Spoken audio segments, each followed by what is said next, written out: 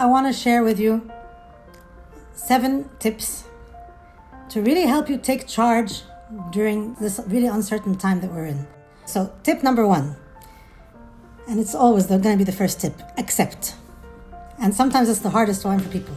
But the first step really is always to accept. To really accept that yes, there is uncertainty. Yes, things are going on that I cannot control and that maybe I don't understand. You need to accept that. Because the only way to move on effectively and in a healthy way is to just accept that first. That there are some things that we cannot control and that's okay.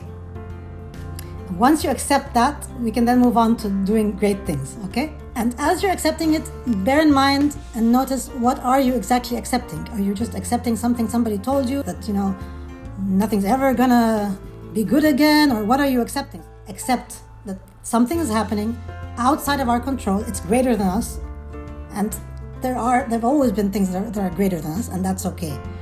But we do not need necessarily to label it and make it something that it isn't when we actually don't really know exactly what it is. So let's at least keep it as positive as we can so that we can move forward. Bearing in mind that our thoughts are really important. Our thoughts do set the tone for every moment of every day.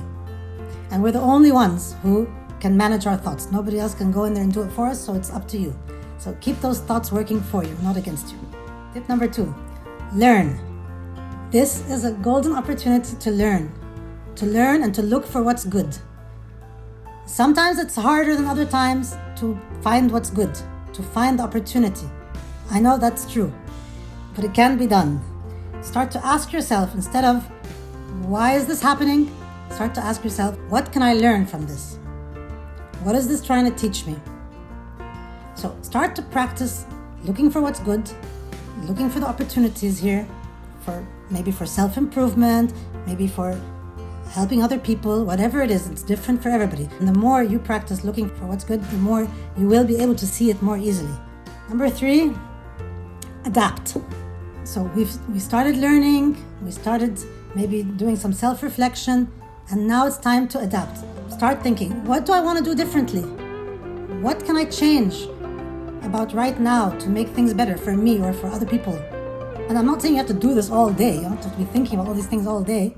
But it's a good chance to start thinking about what you might want to do differently, what you might want to change, what are some priorities that you're sort of reconsidering, or just use this time. And then focus. Focus is really important. It's always been important, but it's more important now than ever to be extra careful what you focus on. So focus on what's good.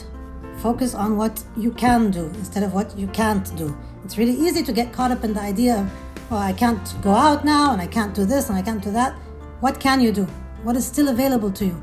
Just look for the things to focus on that are going to move you forward.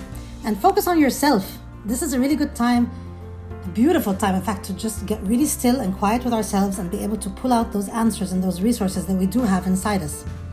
And focusing on ourselves is also valuable because it keeps us more in control, because when you focus on other people and what they are or are not doing, that can drive you crazy, because you're going to have opinions about what other people are or aren't doing, as though people need to conform to your perception of what they should or shouldn't be doing, which isn't the case. People are just doing their own thing. So let's let that be.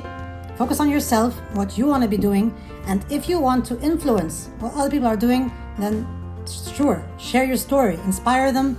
Perhaps you can influence change positively, but don't just sit back and focus on other things outside of you that you cannot control and let that bring you down, because it's just not going to be helpful in the end. So just keep that in mind.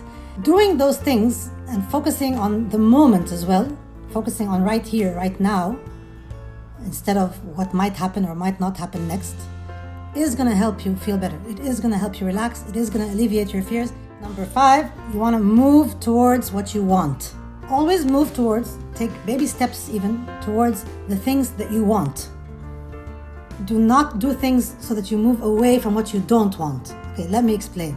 For example, if you're self-isolating now, if you're staying at home due to coronavirus, do that not in order to avoid getting sick. No, stay at home because you want to take care of yourself. You want to stay healthy. Okay, so You're staying at home because you have a vision of what you want. When you do anything working towards the vision of what you want, you're able to achieve that, even if you're only taking baby steps in that direction, but you're going in that direction. You keep going in that direction. But when you do things to move away from things that you don't want, you tend to get pulled back. My sixth tip actually is about getting creative. This is a wonderful time to get creative. In fact, it's a time that's kind of forcing us to be creative. So let's use it. Get creative. This is an opportunity to start thinking differently, doing differently, trying out new things, building maybe positive habits, and you can get so creative. And really notice, because I really believe this is a time of learning for all of us, and we're all going to learn different things depending on what we needed or what was missing, okay? And see where it is maybe that you can improve, and then take this opportunity to do that. The last tip I have is to operate from a place of love, and that applies to everything, whether at home or at work.